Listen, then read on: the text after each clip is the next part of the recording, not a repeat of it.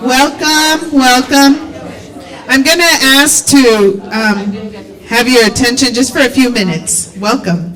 Those of you who are joining us, please feel free to join one of the tables. We have students. I will give a little background. So for our students, my name is Sister Veronica Fajardo. I'm one of the Sisters of the Holy Cross who's on the general leadership team. And our president, Sister Charlotte, is unable to be with us, but she sends greetings. We also have another member of our leadership team, Sister Esther, she can raise her hand, Sister Esther, so people can meet her too. Yes, thank you. And so thank you all for joining us. This is something that we want you to know that is very special to us. So some of us who are members of the leadership team and sisters also, we have our members also of the board of trustees for St. Mary's College. And so many of us, like Sister Judy, have been on the board for many years. Some of our sisters who are here also participate in the justice circles, so they come to campus also and interact with and have interacted with many of you. Some of us who are here, sisters, have also been a part of the Ministry for Social Transformation, or Friends of Sisters. So this is such a really nice treat to have you come to us. So thank you for joining us and being with us. And for those of you who are just coming in, we welcome you. Please feel free to join any of the tables where we have students as well. And the beauty of our location here at the Mother House, so this is our Mother House, is we have sisters who are also able to watch a little bit of what we're doing upstairs. So sometimes, you know, there might be issues with mobility, but we don't have issues with access, which is great. So that's why this space is a wonderful space, and that's why I'm actually here in the mic, or speaking using the mic, because we want to also be inclusive of our sisters who can't come down. So a little more about our event for today. So thank you. We know that you're very close to finals. So we thank the young women. Let's give them a round of applause. You have all, I'm sure, worked very hard this semester. But one of the things that we wanted to share with our sisters is something that we're really, really proud of. We're really proud of a lot of things that the college is doing these days. And this is one of the initiatives that was started a few years back. And I am going to invite different people to come up and share so we get to know a little more of how these young women who are with us are able to participate in different programs. For first-generation students. A first-generation student is someone who is the first one to go to college in their family. And as I said, one of the initiatives that the college took a few years back is to really make an effort to make college accessible to all and be very inclusive and help others to know that we all belong and that it's important for us to have access to higher education. For many of us, including myself, I am also a first-gen student, so yeah, it's really wonderful. And so we invited also a couple of students who will also share a little bit about their experiences during these years at St. Mary's. We know that there are many blessings, and we also know that there's many times challenges that you need to navigate as the first member or the first members or the first generation to go to college in a family. So one of the things I want to invite is for you to get to learn a little more too about the Kessler Scholars. So I'm going to have one of our friends come and share a little bit about that, and then we have a couple of other people who will also speak about their experiences as first-generation students, and then we will just have opportunities to mingle, to have cookies and punch. Okay, so thank you. Hi, everybody. I'm Donna Saylor-Schumann. That's a mouthful. It's Ms. D. Most people call me that. So I run Kessler Scholars. So it's a national initiative. We are blessed to be one of 16 colleges that are a part of the initiative nationwide. So we're in good company with Syracuse, Johns Hopkins, University of Michigan, just to name a few. So it's a really, really big deal. So I have about 55 students on campus right now. I see a lot of their faces in the room right now. Lorelai, Lexi, Cadence, and Sam. See, ain't y'all proud of me? So, yeah, it's just really important that we support our first-gen students. I am a first-gen student, and I designed my program here on campus with me in mind. Like, what would I need as a first-gen student when I was coming up? And so I moved them in early. We give them move-in kits, and we have this intense, some people call it a boot camp. I don't think it's that bad, but we have a boot camp, 72 hours, and I just immerse them in like SMC 101, and I'm hoping that, you know, with that, they actually are successful in their first year and beyond. And so a lot of the young ladies have actually gone through Castle Scholars and then actually mentored our incoming. So I'm looking forward to inviting about 22 new Castle Scholars on campus in August. And that's about it. If anybody has questions about Castle Scholars, let me know. And the qualifications are Indiana, first gen, or limited income, as well as you have to stay on campus. So that's the only caveat. All right. Thank you, Ms. D. And I'm going to invite Christy and also introduce herself. She also works a lot with our students and can introduce the ones who are going to speak to us this afternoon. Hi everyone, it's so special to be here. I used to come here a lot. I had a friend with Sister Joan Elizabeth. So it was really great to have that relationship with her even post-college. So I'm Kristen Klosky. I'm an alum, class of 2015. I was also the first in my family to go to college here at St. Mary's College. And I was also limited income here at St. Mary's. So this office is really important and special and dear to my heart. I'm grateful to have the opportunity to create the office in 2021. We received a large endowment with the help of the Wilson Foundation to support our students. So we provide not only support to our first generation students, we also provide support to our limited income students. So those are increasing populations here at St. Mary's. We've definitely seen those changes. Right now we're at 25%, so a quarter of our students are first gen, so that's a huge number of students here. Yeah. And that number is going to keep increasing. So we support our students through programming and resource support. So programming wise, think about opportunities that our first generation students might have questions on, such as budgeting, how to prepare for life after college. So we do Adult Team 101 series in the spring semester, learning how to move into your first apartment, learning how to cook, learning how to take care of yourself. And then we also do resource allocation for our students. So that what that looks like is if a student is in need of just any way to participate as a St. Mary's students, we're able to assist with those. So we provide laptops to students, season football tickets, bookstore credit for them to shop at the bookstore, winter clothing. We have them participate in Junior Moms Weekend, Future Senior Dads Weekend. So a lot of these opportunities where students feel like they can't participate because they can't afford it, we are now filling those gaps. So that's what our office does. I like to say we're like the Google of St. Mary's. So if students come to our office or Dee's office and have a question, we are advocates for them. We tend to walk students to appointments of spaces that are scary and uncomfortable, like the Office for Financial Aid. Talking about money is very scary and uncomfortable. We work with students to walk with them to Health and Counseling Center to get that support for mental health resources as well. So really just providing that type of advocacy is really important to our office. So we are so excited that you're here supporting our first generation students because you're part of their journey here at St. Mary's. And then I will bring up Ari, who is a senior that is on our student advisory board, who is also a first gen student. We created an advisory board 2 years ago for the office just to help teach us how to be better at our office support. So we have students that guide us and tell us like, this was a great idea for programming, or no, never do that again. So we want to make sure that we have that student voice. So these are also students, Mish is also on our board as well. So these are students who are advocating on campus, looking out for students saying, you know, is there a resource that maybe the office forgot? Is there a type of programming that we're looking for? These are the students who are telling me how to do my job better. So I'm going to bring up Ari. Thank you.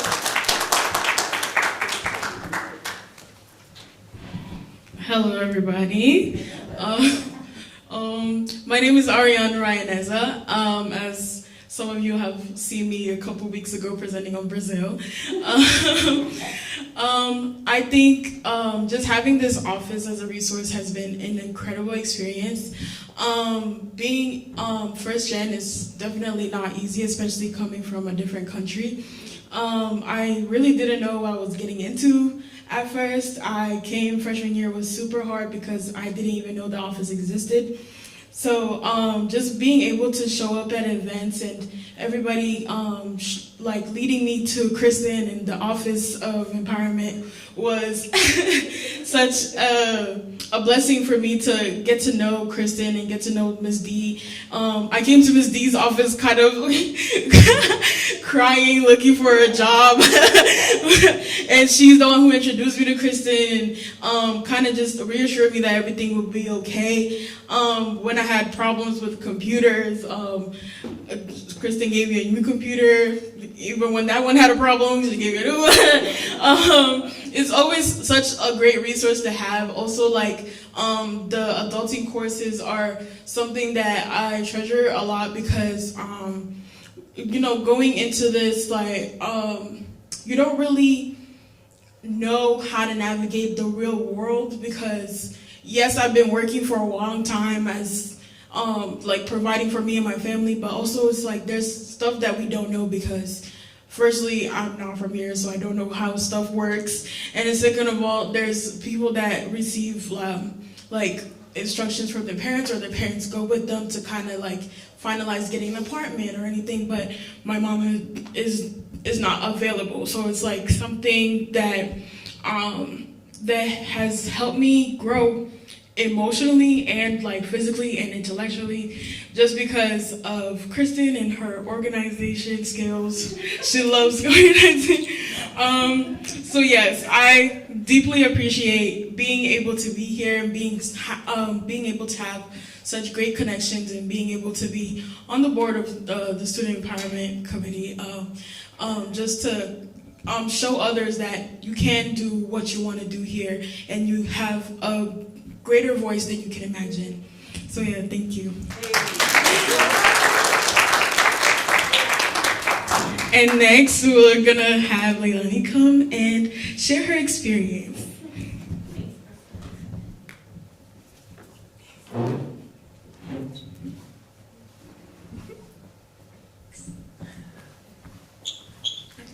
Thank you so much, Ari. Okay, so my name is Leilani Rivera. I'm a first-year student here at St. Mary's, and I'm majoring in Econ and Poli-Sci. And being a first-gen student has been a very, very wild ride. But the Office of Student Empowerment and being a Bells Connect Scholar, which is one of the greater programs that we have here, has really, really helped me find myself and find my voice here on campus. So I definitely struggled a lot, especially in the beginning with just imposter syndrome, which is doubting my abilities, and especially since I wasn't a great student in high school, the doubt in myself really translated in my journey to college. So I really, really struggled with that. And then something else is called survivor's guilt, which most of my friends stayed back in Portage, Indiana to continue their studies. So I was one of the only students that continued their education in another institution, actually stayed on campus. So that was just a couple of the things that I dealt with in the beginning of the school year and even now. But again, there's been so many amazing supporting people here, like Kristen, Adriana Petty, and just all of my amazing friends and support system I've had. And yeah, even a lot of the opportunities that I have right now, like my current internship, I was referred to by a first-gen student, and I'm so happy to continue my career and to be able to help other first-gen students in the summer in the Office of Student Empowerment with Kristen. So yeah, thank you so much, guys. Thank you very much. Do the sisters have any questions that are here for our young women? Sister Mary Margaret, I'm going to come with the mic so that everybody can hear, okay? Well, I'm bad with names, but I'd like to know what country you're from.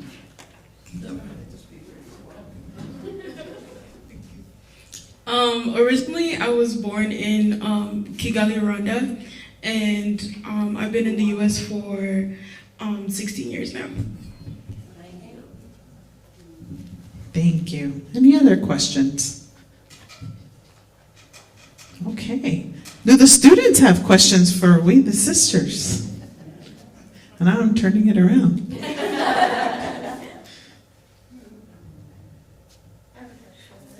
Okay, yes, I'm going to bring the mic over. Thank you. I'm assuming you guys are also first generation. What has been what has been a challenge for you guys? Has there been any situation or circumstance that you guys had to go through as being first gen? Any brave souls want to share? Challenges, think about challenges. First generation. Okay, come on, Sister Judy, come. Because I think there's feedback if we're too close over there. Thank you.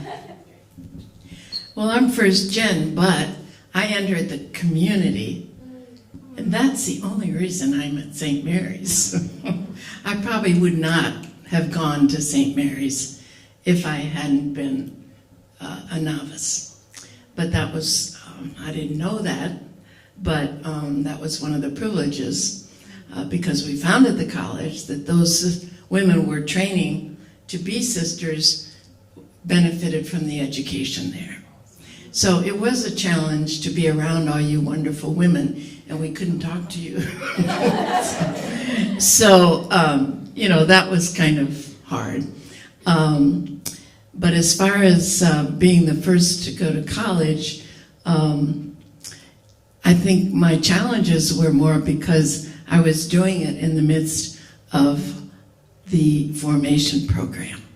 So we didn't have a lot of time to study, and yet we were expected to keep up with the lab work and all of that, and we didn't have time to go. So those were challenges, but I'm not sure the professors took that into consideration when they graded us.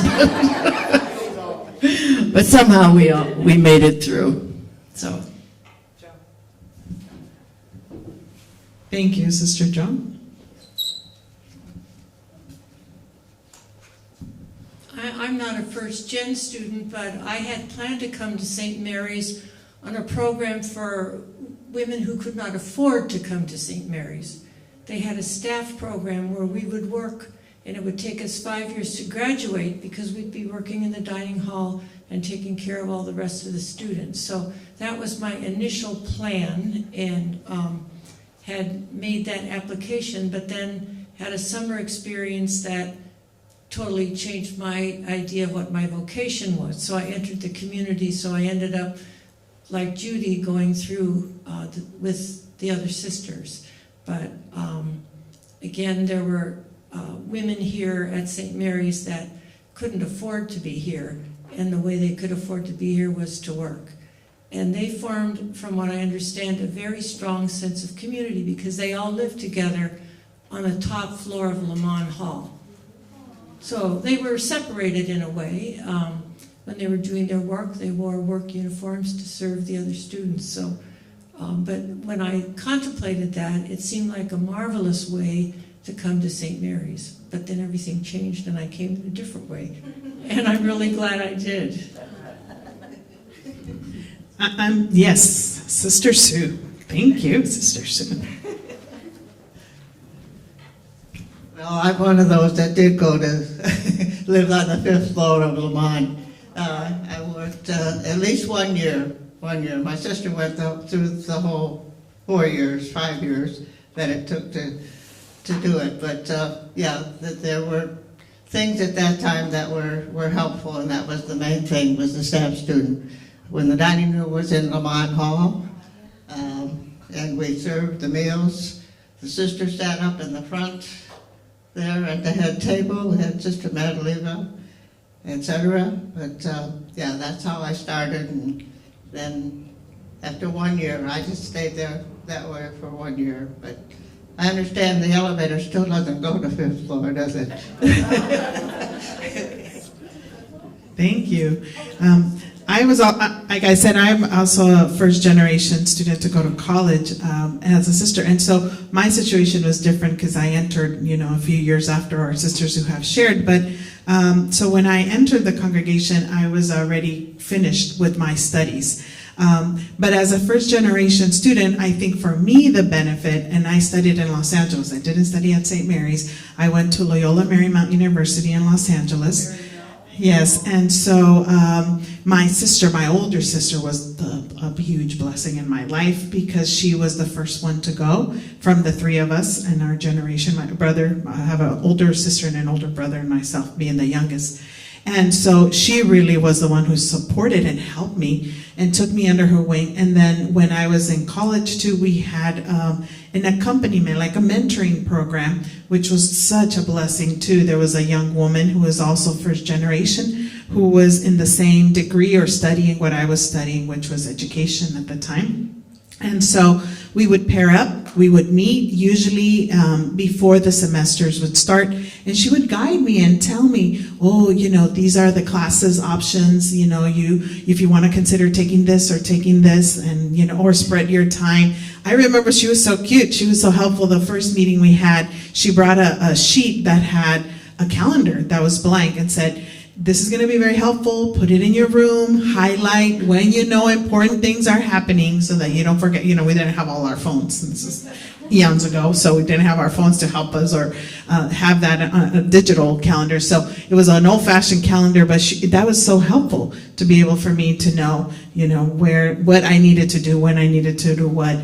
And then she was great because she also said, oh, the office for this, you go here. For the controller's office, you go here. For the registrar's office, you go here. Because there was all these offices, and I'm like, I'm lost. I don't know. And so that was such a huge blessing. And then when I was going to enter with the sisters, so I entered the Sisters of the Holy Cross after I had my degree. So for me also it was being able to, as a first generation student, the difficulty is also just for your family to understand sometimes your reality, so we lived on campus. My sister and I lived on campus, and then eventually our brother also came to the same university, and he was commuting, so it was a different reality. But also, everything was new. For our parents, everything was new, but they were so supportive. And our parents, so I'm originally from Nicaragua, so my parents, the English was not that great. My father was the one who spoke a little more English than my mother. But it was explaining things to them too. When we go off to college, these are some of the things we need to do. But they were very supportive, and they were always there. So anytime there was an award or there was a gathering, we would tell them. They would always, even though they had to take a bus that took over an hour to get to campus because we didn't have a car, they would always come. And they were always there. And so I think that that's another thing to try to educate our family members. Maybe some of you have also experienced that in explaining, that when you live on campus too, the responsibilities that you have, that you cannot. Because another thing was, they were always excited when we would go home because we were living not too far from home. But we had to explain, you cannot expect us to go home every weekend. We can't. We have finals, we have papers, and so we're not going to be able to join you for every single party that the family has. So it was those kinds of things that you have to, and I see heads nodding, so I think people can also understand, empathize and also understand the reality of some of those challenges. They're great challenges, but nevertheless they are, and there's also lots of blessings. Okay, so, if there's any other questions, then yes. If you can come up, that'd be great, because then others who are upstairs can see and hear you. Thank you.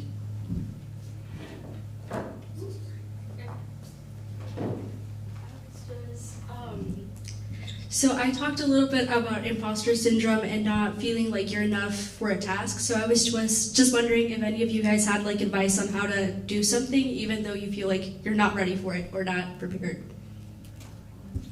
Okay, sisters. Have you had that feeling that you are doing something and you are not prepared to do it, and how do you cope with that? Never. She says, oh, never. Somebody want to share with us some thoughts? How have you been able? Yes, Sister Helene. For me, when I had to make a decision whether I was going back to Ghana or not, and there was a whole part of me that really did not want to go back. And so my first thing was to go and pray. And I was spending time in the chapel, and I was crying my eyes out, and one of the sisters came through and she said, "What is wrong?" And I said, I just have to make this decision, and I don't know what to do about it. And she opened the Bible, and it said, "Wherever I send you, you will go." And I was sitting there and thinking, but I don't want to go. I don't want to go back. And to realize I don't want to do this, or I can't do it. And there's a big difference. And to say, I know what I don't want, but I can do it. And so that experience has changed me a lot with, is this because I don't want to or because I can't? But praying for me came first. Thank you. I saw another hand here. Yes, please. Thank you, Sister. Well, when I went to Bangladesh, I went on one day, and you're going to teach school tomorrow.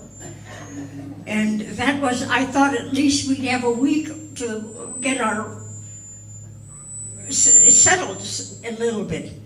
But we went right to school the next day, and of course, I was from the West, and we had Sister Hildegard was this wonderful training for being teachers and for teaching phonics and everything. So I just dug right in. And the children were wonderful in responding and listening and looking at your mouth and how did you form the word. And they were marvelous. And then in our community experience was kind of difficult because there was the college as well as the school, and there was the boarding. So everybody was really on the alert at all times. But on the other hand, everybody was already ready to help everybody else. So that was wonderful. Thank you. Yes, I'm coming over, Shirley. Sister Shirley, who was in North Carolina for many years. I was. Thank you. Well, I had the experience of going to college classes for which I had no prerequisites, and we were expected to not get pink slips. I did get a couple of us got a pink slip the first quarter, but then we improved because we had enough of this with this teacher that we could make it. You know, we made it through everything. And the same way, I was majoring in business because supposedly there was a need in the community for business teachers. But then I only taught in elementary grades, so I would go from business in the summertime to third grade. And so I wasn't prepared for either one of them. But somehow, with the help of God and with a lot of patience, it works out. You know, I made it through, got a degree, and the children all got promoted to the next grade. So I guess it must have worked. But the only way is to just plod along and get through it. Thank you. Yes, Sister Mary Margaret, I'm coming. Well, specifically to the question of, you know, how do you get through stuff? I'm from a household that I grew up thinking that there was one right way to do everything. It was my mother's right way to do everything. And a real strong thing of perfectionism. So once I learned through experience that was not a universal principle, and that I did not have to abide by that, and that if I didn't, if things weren't perfect, somehow it would get done the way it was supposed to get done, which wasn't always the way I thought it was to get done. So I say that lesson, I want you to understand, it's not over yet. I'm still learning that lesson, because it was really deeply instilled in me. You know, there's a right way to do it, Mary Margaret, do it. Otherwise, don't do it. But that's so limiting, not to mention kind of damaging, right? Yeah. So, you know, you have to kind of trust your own gut, as I think Helene said, you know, just trust your own gut that our God is working within us in ways that we can articulate and in ways that we have no idea. And that's the mix for our whole lives. That's the mix. Thank you. Okay. Well, this has been wonderful. So we would encourage all of us to continue in conversation. For those who haven't had gotten a treat yet, there's punch and cookies back there. It's for all of us. So please continue to engage in conversations. This is so great that there's a nice group of students that came to join us. There is a table. I just want to let you know, students, there's a table here in the back. If one of you want to go also join that table. There's a bunch of sisters, but no student. So yes, and please feel free. Yes, we have the room until 3. So, you know, it's 2:41. We still have a few minutes. Thank you all for coming and joining us. And we hope to be able to do this again. Okay, God bless everybody. Thank you.